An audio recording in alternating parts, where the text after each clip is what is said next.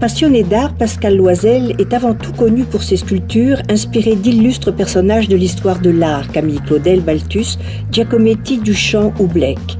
Dans son appartement vénitien, nous avons découvert qu'elle était aussi créatrice de mobilier en bronze, la matière qu'elle préfère.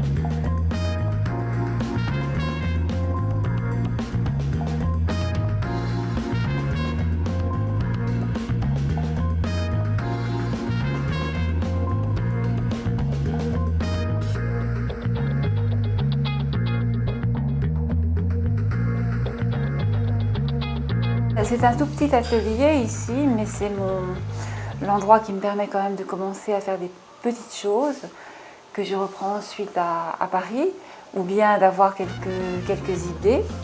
Donc c'est formidable d'avoir ici à Venise ce petit coin où je peux être tranquille et où je peux un peu cogiter à ce que je vais faire. La sculpture, pour moi, c'est toujours un processus qui est assez intellectuel. C'est-à-dire que je pars toujours de biographies des artistes que j'aime et que je mets en situation, un peu comme je l'entends, mais que je mets en situation, souvent sous forme de dialogue. Donc ça a quelque chose qui a quelque chose à voir avec l'histoire de l'art, avec la manière dont je ressens l'œuvre de certains artistes ou de certains écrivains. Et c'est quelque chose d'assez élaboré, pour moi en tout cas.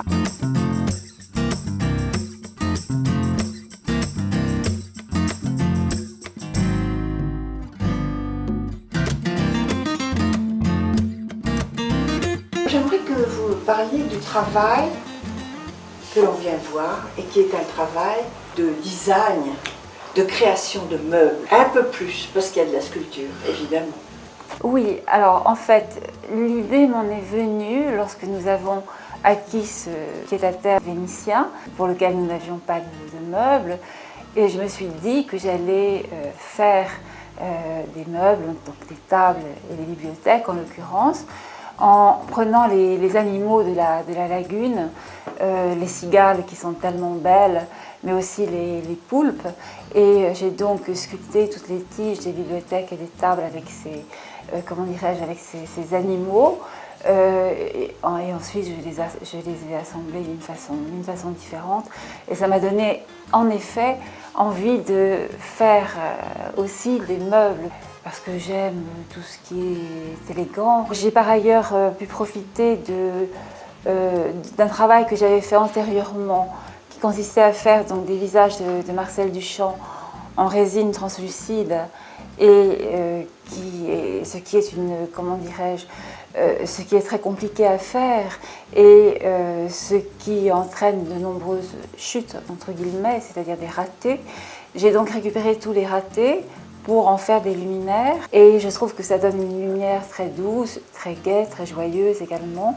Donc j'ai utilisé ça aussi. Il y a aussi 2 ou 3 autres choses, des tables et des guéridons en résine translucide toujours. Et puis, ayant la chance de connaître un merveilleux verrier à Murano, qui est Aristide Nagent, j'ai bien l'intention de continuer, puisque nous avons déjà fait quelque chose ensemble, une collaboration qui pourrait être une collaboration plutôt sculpture ou plutôt mobilier, mais je n'en sais rien encore. Et tout ça est très, comment dirais-je, très excitant.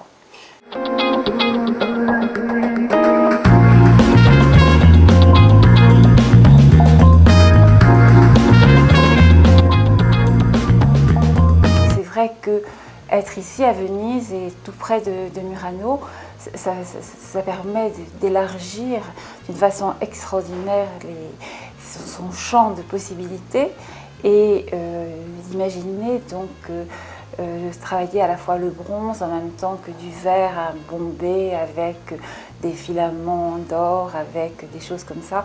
Enfin, c'est tout un programme qui est en même temps un enchantement, parce que Murano et l'histoire de Murano, ce qui s'y passe encore actuellement, nous entraîne et nous enchante. Et par conséquent, il y a quand même dans la technique du verre que je vais petit à petit apprendre à connaître, il y a quelque chose qui est du domaine du rêve et du très très très très beau. Le nec plus ultra du mobilier d'artiste est sur mesure.